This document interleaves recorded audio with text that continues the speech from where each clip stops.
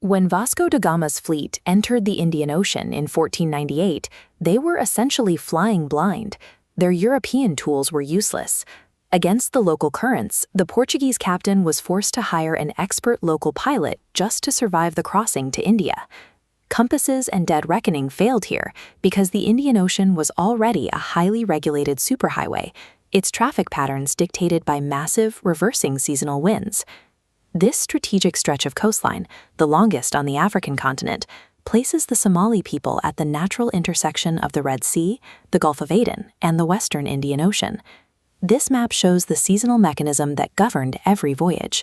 Every 6 months, the wind pattern reverses, generating the powerful Somali current. Survival in these waters required predicting the exact week the ocean would turn violent. To dominate this trade network, ancient Somali seafarers developed a maritime science that unified the stars, the winds, and the physical architecture of their ships. They transformed boat building into a precise technological system, one where meteorology and astronomy were as essential to the vessel as the hull itself. On the open sea, a navigator's survival depended on the calendar. By tracking shadows across the landscape and the rise of specific stars, Somali thinkers built a precise way to measure time. This became the Amin Tidis, a sophisticated solar calendar. While many cultures relied solely on the moon, this system mathematically tracked a 365-day tropical year. This diagram shows how the calendar functioned as a maritime almanac. The 4 Somali seasons were synchronized with the monsoons, allowing merchants to predict the safest windows for long-distance travel. They named the month of Hace, or the opening of the sea, for the start of the trading season. Conversely, the month of Samalad marked the closing of the sea, when summer storms made the Gulf of Aden impassable. This wasn't a recent innovation. Archaeoastronomers at the Cairnfield of Shees in Somaliland have found that these stone burials were aligned with specific solar movements as early as the 1st century.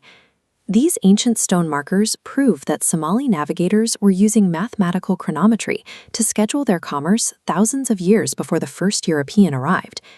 Measuring time told them when to leave, but once they were out of sight of land, they needed a way to hold their course across the water. Indian Ocean pilots navigated by holding a specific latitude. By measuring the height of the pole star above the horizon, they could sail east or west along a straight line toward a known fort. They used the kamal, a wooden plaque on a cord held in the teeth. Aligning it between the horizon and the pole star maintained their position. Without tools, they used the tirfa, measuring stellar altitude using finger widths at arm's length to create a mathematical grid. This system of stellar positioning allowed Somali city-states to lock onto trade ports thousands of kilometers away without ever needing a magnetic compass.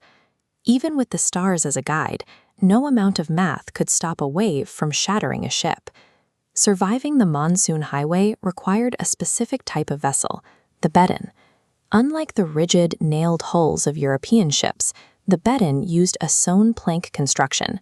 Shipbuilders stitched the wooden planks together using thousands of fiber ties. This design allowed the entire ship to flex. When the hull hit a heavy swell or a shallow reef, the seams moved with the pressure rather than snapping. The bedden was the essential mechanical link in the system, a shock-absorbing hull that allowed the intellectual science of the stars to survive the physical violence of the sea. This maritime expertise turned the Somali coast into a global economic power. Decentralized city-states like Mogadishu and Berbera became the primary gateways for the African interior.